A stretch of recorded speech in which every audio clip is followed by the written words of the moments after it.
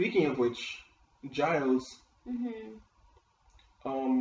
I've already mentioned Gangster Giles, Ripper! but Gangster Giles, yeah. It's a why would you neglect the name Ripper? It's such a great name. No, Ripper is great. Especially because, like, It I sounds love like how it sounds Rupert. like Rupert. I actually like that a lot. I like that a lot. Ripper. But it's just gangster Ripper is great, but Gangster Giles Stop.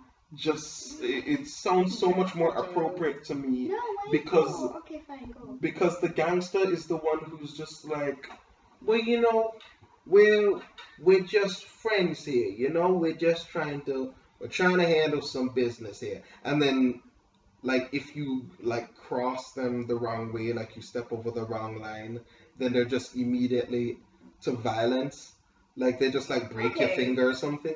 And Alright, I we've can see where you're going with it. I just really want him to start using Ripper. Ripper instead of. It's a great name. It is a great name. Fine, Whatever. whatever. Fucking gangster Ripper Giles, fine. But just the fact that Giles, as we know him, is just like he's pretty reserved.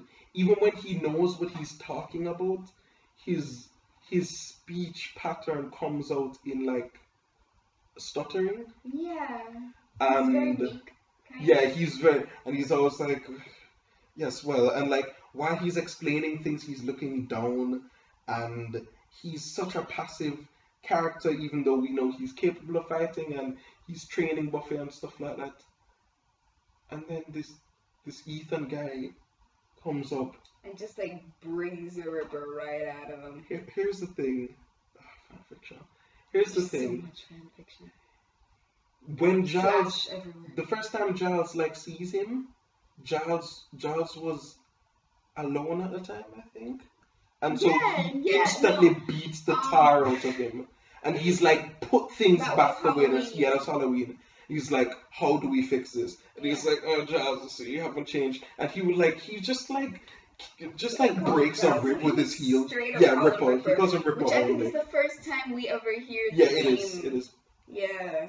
But he beats him up, and you He's just can't. kicking the crap out of him while he's like rolling on the Yeah, and the guy's so turned on by Ripper that he's just like smiling every time he hits him.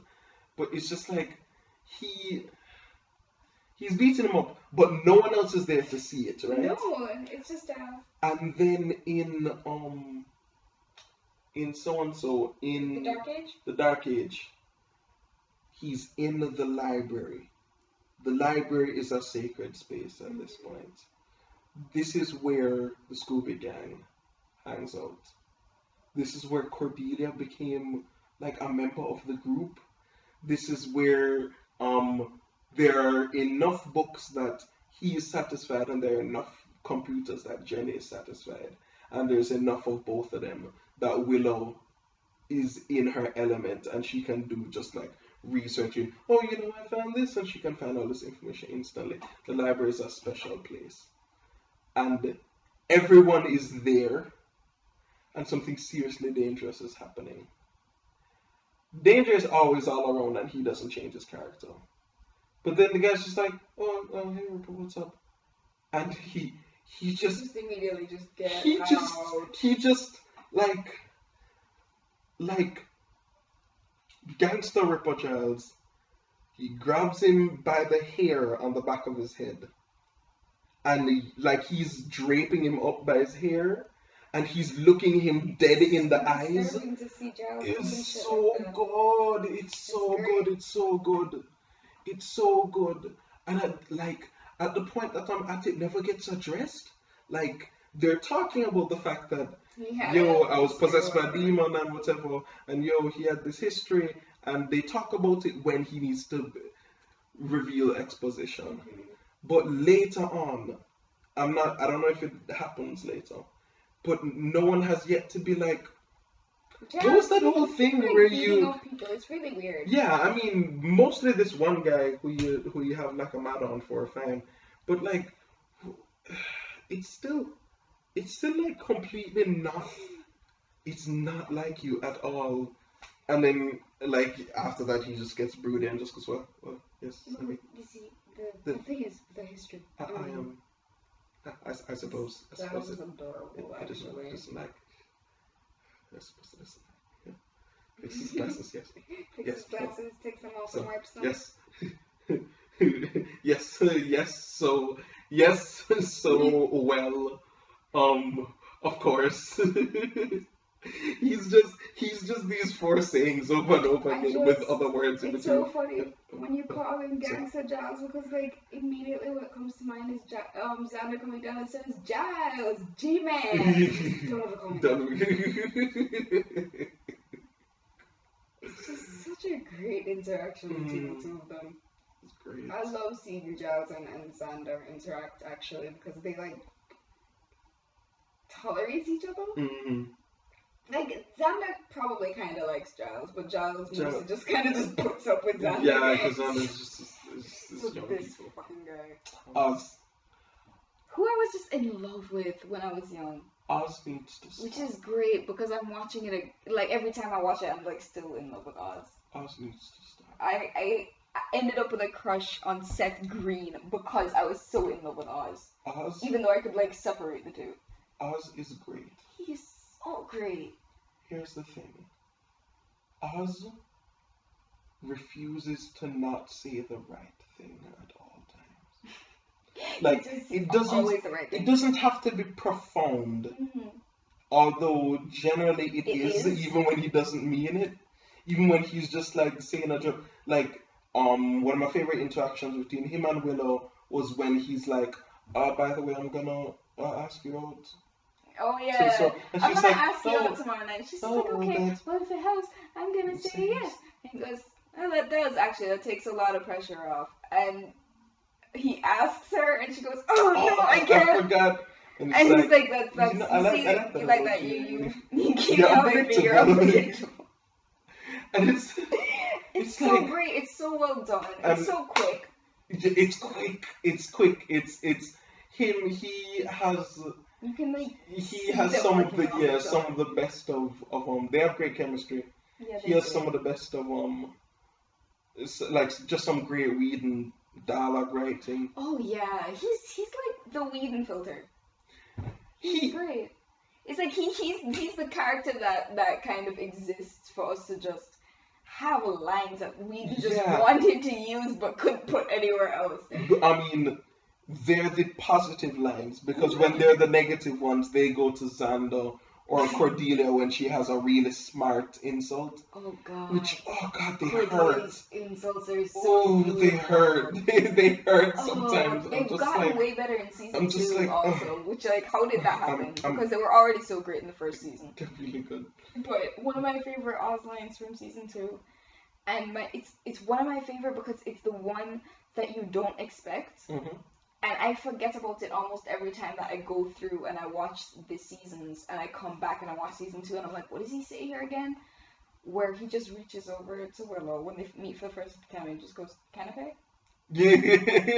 Because I'm just like, he doesn't say hi. He doesn't. He offers her food. You expected him to talk to her. Yeah. Because he's been like going, who's that girl? Yeah, this whole time. It's just, he's been doing that for... Just constantly, he's in the background somewhere when holy nonsense is happening. He's like, who is that girl? Who's that girl? She's, I gotta know her. Who is she? And then he just goes, okay. Like, he recognizes her, and then he's like, oh. Know that I'm sitting next to you. Here's food. He's just awesome. My favorite one is him. Would you like to make out?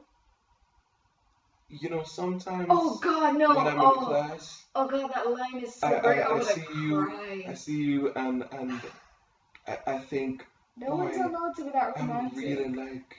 I really like to kiss you. And she's like.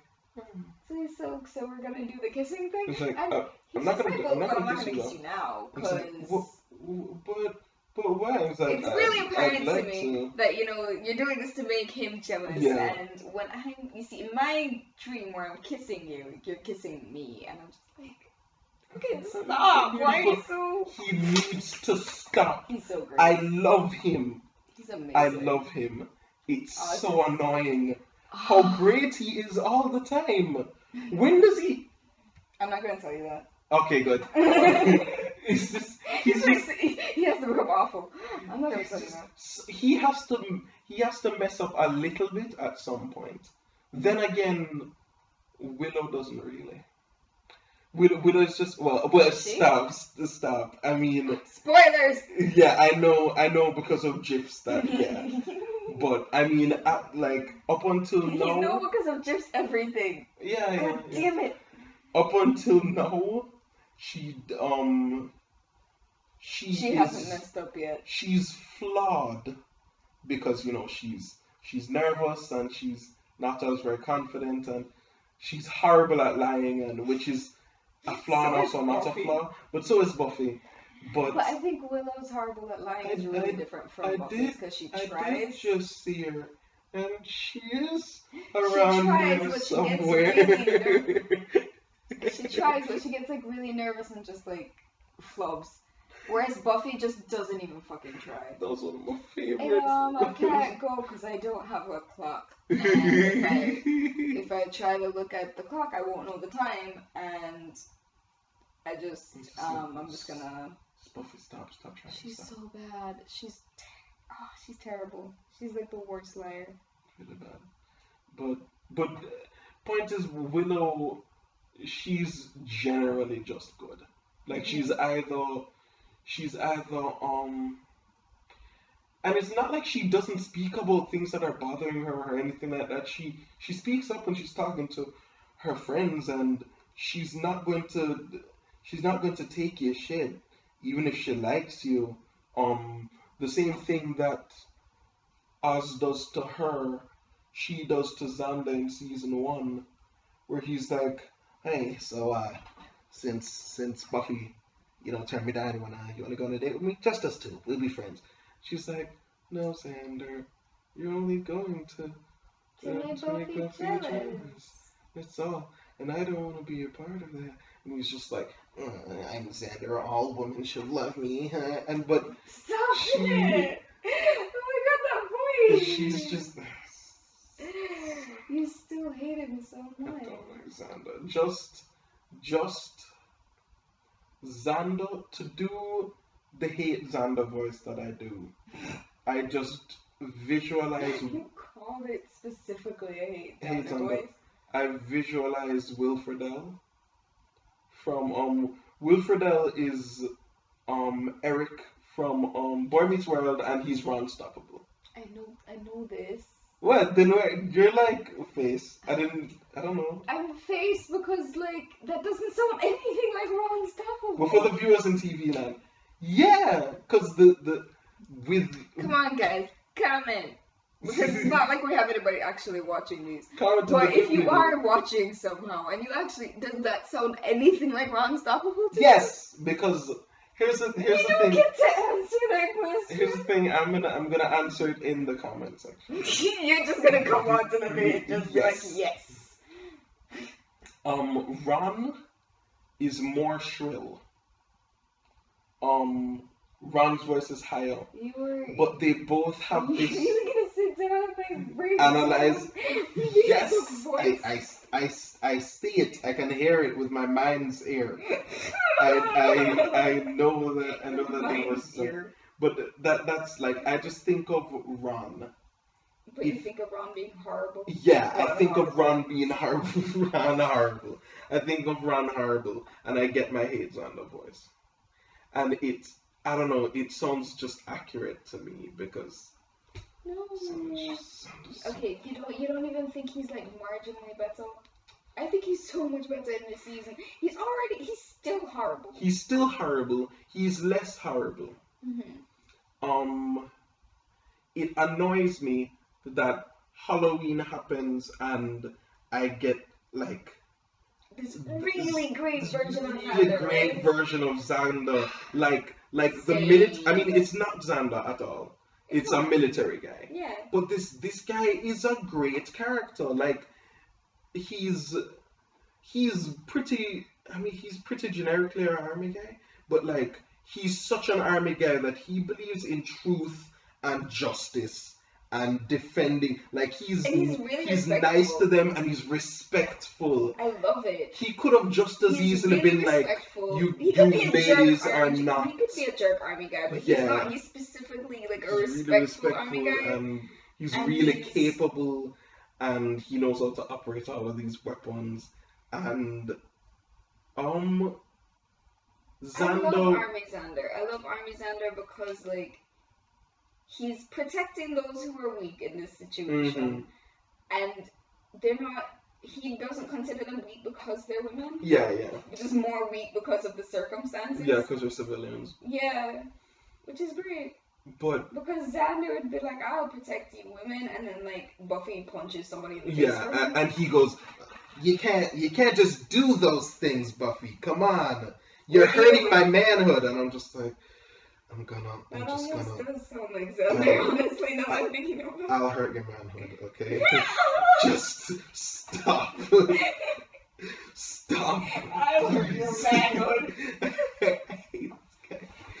But it like the fact that I like Army Xander a lot makes it even worse when Xander comes back. That's one. And two, when we find out that he has retained complete knowledge of his arminess. He remembers everything, which means all of the time. That means all of them do. That's for starters. Which means, I mean, I guess there's nothing much to remember about being a ghost of yourself. Well, but that means Buffy remembers all of that Victorian stuff. Yeah. Maybe she can still dance, and maybe she still knows how to. What kind of gets me?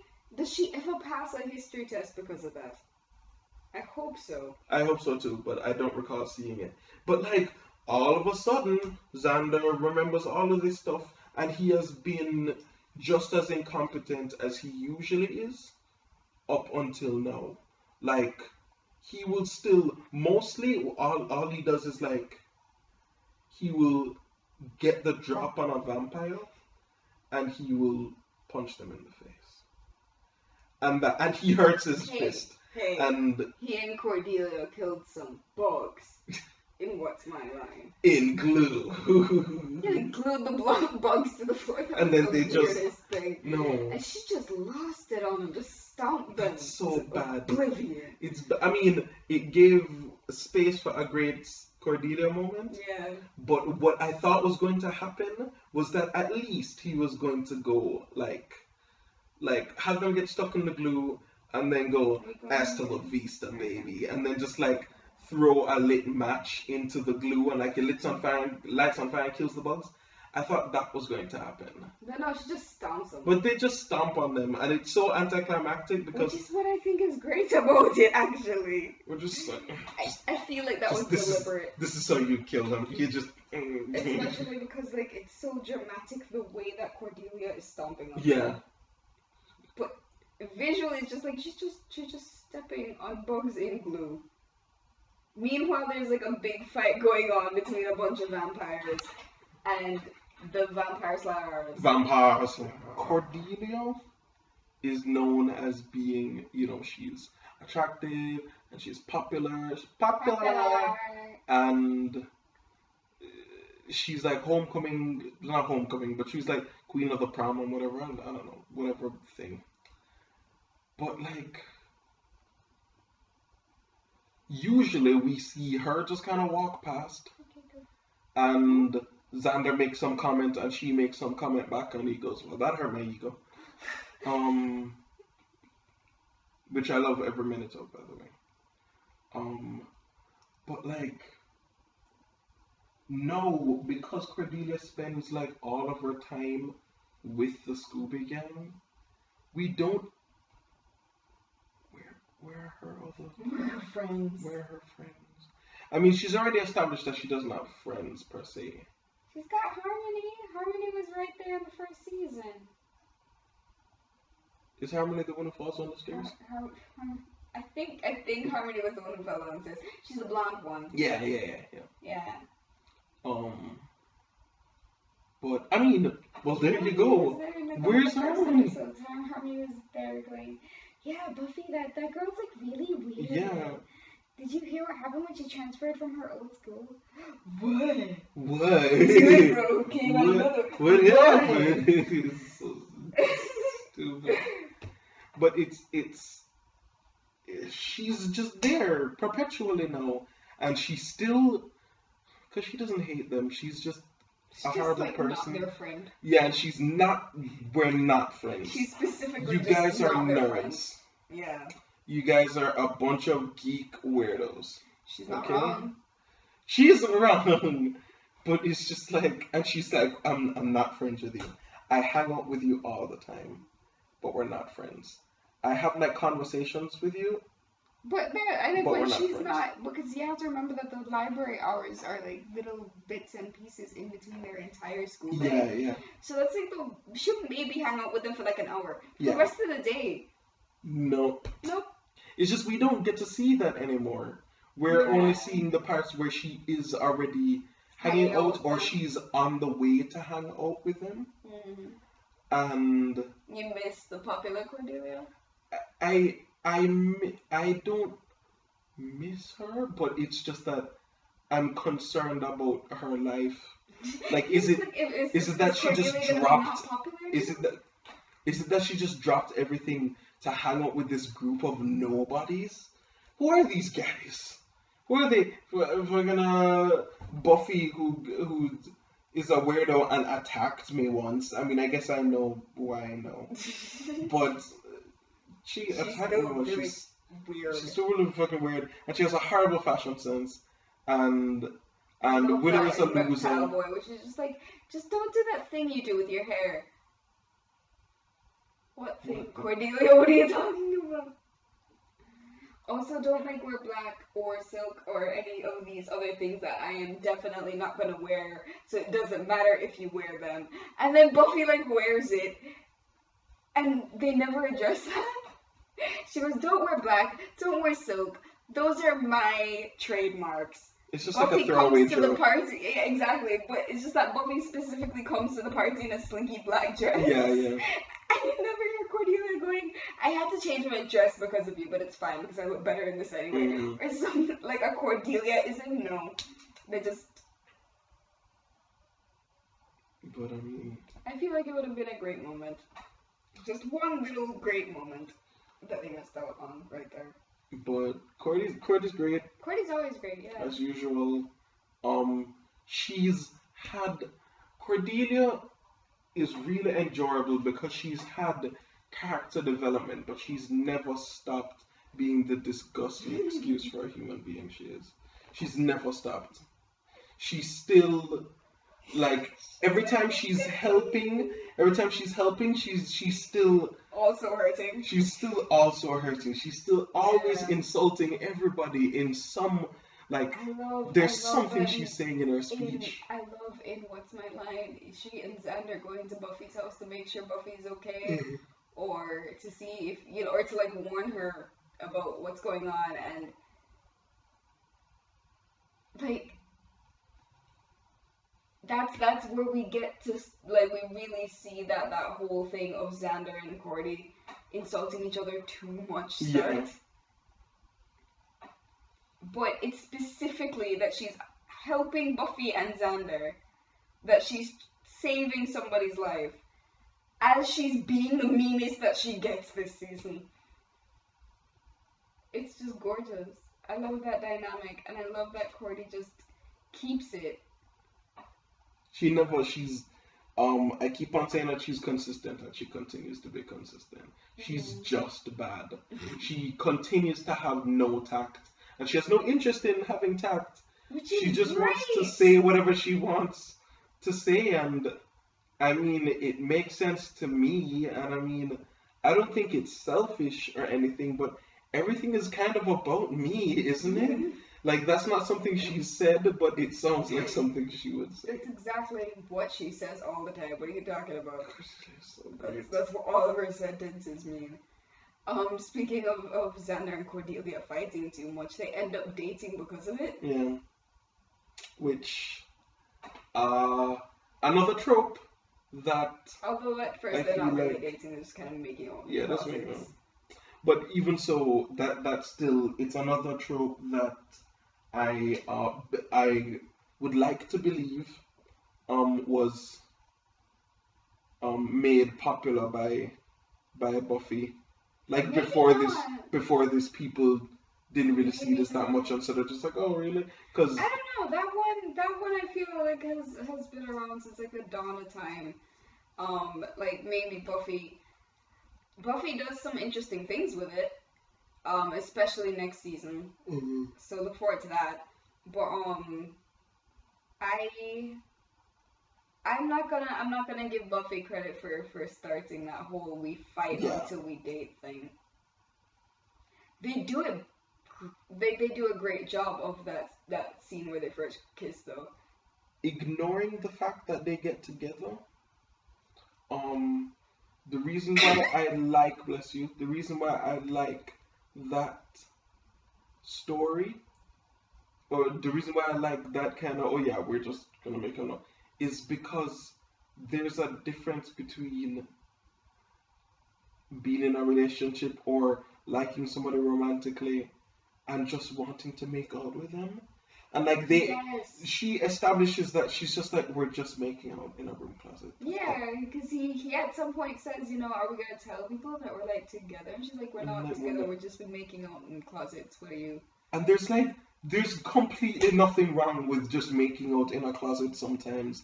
It's not, and they're specifically making out. They don't do sex things, even though, say if they're on that in the episode with a werewolf, on that lookout point thing, if they wanted to, they could go on in that car. But they don't do that. They're just making out because they feel like making out with this person, and it kind of firstly, it's kind of everything is wrapped around romance and the development of that kind of relationship and stuff like that. And it's not like you can't get some of those, like some components of those kinds of relationships outside of it. Yeah.